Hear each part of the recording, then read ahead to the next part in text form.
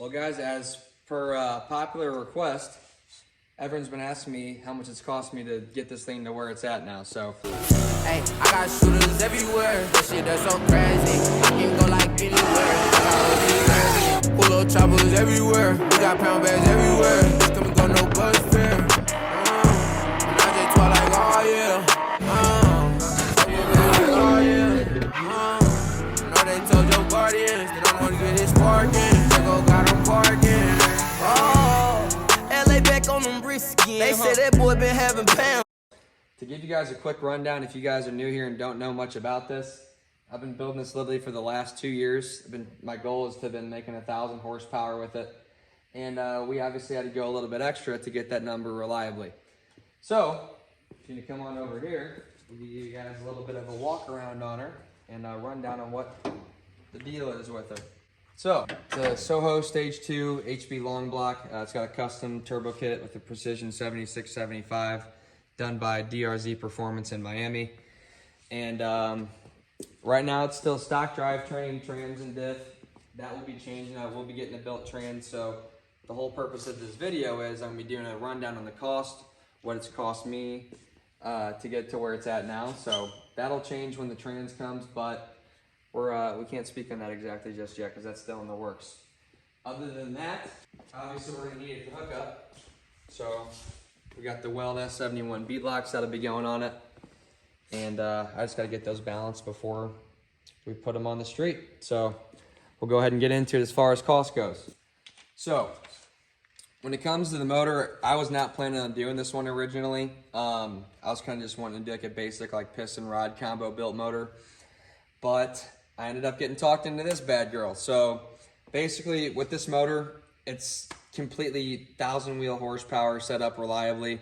Soho, if you guys aren't familiar with them, VQs, they've had a huge problem over like the last so many years where most of the high horsepower cars, whether they got head studs, crazy head gasket, whatever the case is, VQs still love to lift the head over like 800 wheel horsepower. Some people argue that number, but typically it's 800 horsepower.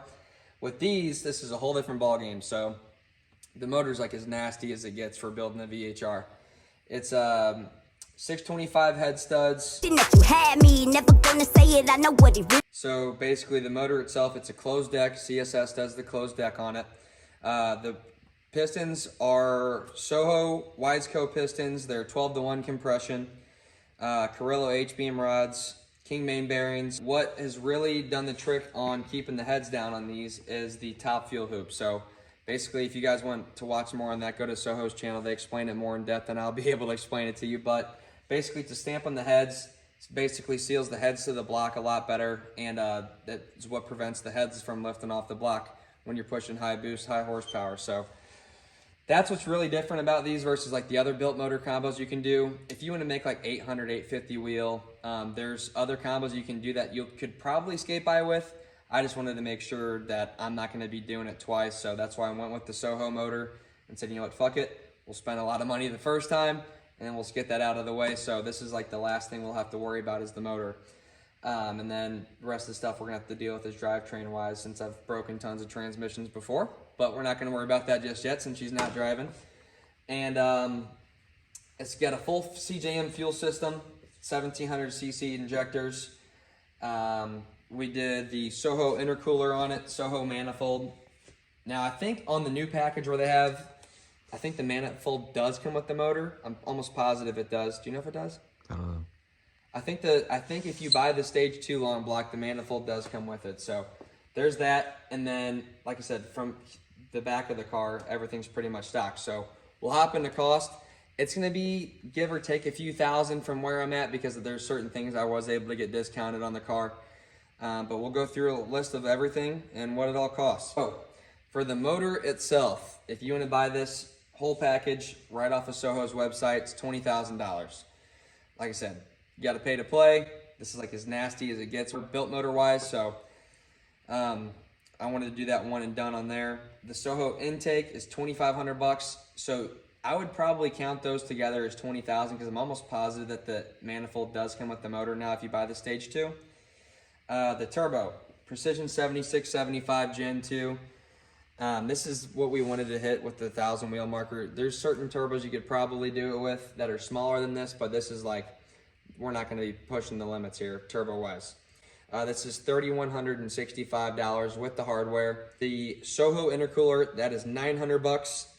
Wastegates, blow-off valve. I did run 2 wastegates and 2 blow-off valves, so that's a little bit pricier than what I had on here, but I paid $920 for the 2 wastegates and 1 blow-off valve. We added 1 more after the fact, so there's that. The next thing that we're going to move on to, this had a single disc in it prior. Obviously, with the horsepower pushing, we needed a triple disc clutch. So it is a Z-Speed triple disc with their flywheel. That was $1,900. Now, where the pricing can like vary is the turbo kit. So I would tell you, like for just a turbo kit, not including fuel system, you can typically get that for between $5,000 to $8,000, depending upon where you get it from, whether it's new, whether it's used. I'd say a good like average is probably $6,000 what you'll spend on the turbo kit. Ours is custom because we needed to fit the 7675 on the top mount. I'm picky as hell. I wanted you to be able to see it and not be stuffed under the car. So they were able to get it done. This is not a very common turbo that you'll see on a top mount kit. I didn't want to cut the hood. I didn't want to mess with all that. So luckily, Danny Fab at DRZ was able to get it knocked out. We had to angle it down a little bit because it'll hit the hood if it was flush. So that's why the turbo is angled down a little bit there. It's a 3.5-inch downpipe. Soho had a problem with the car before. Not a problem, but a limitation to where the guy had a 3-inch downpipe on it. I think they capped out at like 940 to like 960 wheel. And I didn't want that to happen with me because I've been wanting to hit 1,000. So we did the 3.5-inch downpipe on it. And like I said, to give you guys like a ballpark figure, turbo kit's gonna run you about $6,000. If you guys got a buddy that's a fabricator or you know someone that can do it for you for cheaper, by all means do it. That's probably the best route for you to take if you don't want to spend the $12,000 they cost off the shelf. The injectors, so 1,700cc injectors. Those were $1,850 for the injectors themselves. That's like the plug and play kit that you just buy straight from ID. So I'm running a CJM billet top hat with the dual hangers. Oh, we got a new match, brother. Yes, sir. With the dual hangers. It's 2 twin Hellcat pumps, so they're the 525 pumps. So for that and the CJM fuel rails, which you cannot see, but they are hiding under the manifold right here. I got those together, and then the whole top hat assembly for $1,900. So the fuel system itself is pretty damn expensive. That's almost $4,000 just for the fuel system. And then you go to the return style for the whole CJM return fuel regulator, all that. That's $1,290 as well. So you're like $5,000 just in fuel. And like I said, there's definitely ways if you don't want to make this much power to where you can get by cheaper. Like I said, I just wanted to do everything as gangster as it can be because this is the main car for the channel, and I want it to be as cool as it can possibly be. So we went all out on everything. And then you get on to like smaller stuff like the oil pan spacer. That's to increase the oil capacity for the car. That is $130. Now, like the bead locks, we'll move back there again real quick. So obviously, if you're going to be making 1,000, traction's going to matter. The 19s at the R888 probably are not going to cut it since we're not running a standalone like Motec or anything like that yet. So 17-inch wheels are probably your best option. Clearly, you don't have to go as crazy as the bead locks or this wheel for a matter. I mean, you can buy 17-inch wheels, even 15-inch wheels if you don't have the Akabonos, and you'll be paying way less money. These were like $3,200 all said and done. And then you move on to the tires. So tires, $660 for the 2 of those brand new. These are Mickey Thompson ET3Rs. I've ran several different tires in like the faster cars I've had. I ran like Street SS's on the ZR1. That was on a 19-inch wheel. So this is probably like the best bet to run on the street if you're running a 17. So we're gonna try these out. I've had them before in different cars. Like my Z06, I ran them. They were pretty good. And I hope it'll do pretty good on this. We're on BCBR coilover still.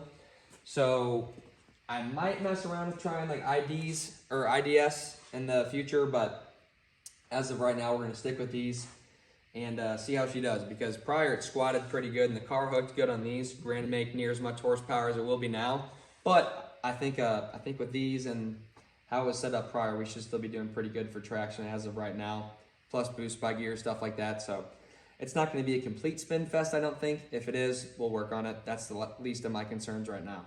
And then for the smaller stuff, there's still a couple things I gotta buy here and there that aren't completely done in the car yet, just like catch can. That's gonna run me about $300. Gotta have a catch can for a looser motor like this that could possibly have blow-by. So we're gonna get the catch can setup done. And then the other thing I need is also a turbo blanket. This is definitely gonna be a little bit too hot, especially for how close everything is in here. So turbo blanket's gonna be $200.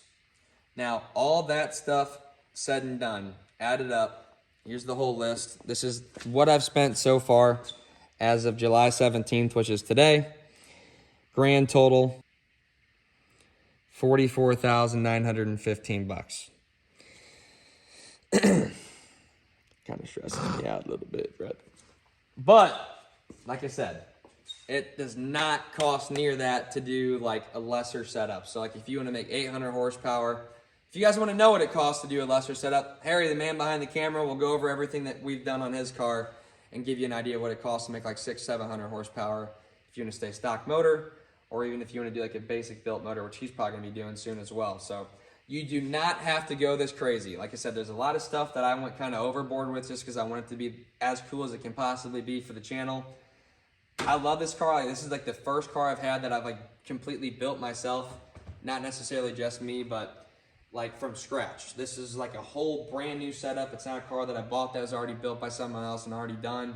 Like this is literally from square one. We redid everything. So I wanted it to be as cool as possible. And hopefully it'll be like the fastest 370Z on the street as of right now. So that's the goal with it. Right now we got a couple little tiny things to finish up before we hit the dyno. And she should be there pretty soon. So we're gonna work the rest of this week on finishing up the tiny stuff like the catch can. We gotta weld the O2 bung, mess with a couple things on the fuel system, and should be back to go. So if you guys are still watching, appreciate you guys checking in. Subscribe to the channel. We got tons of stuff coming in this thing. And Bad Girl is about ready to take some names. So catch you guys in the next video.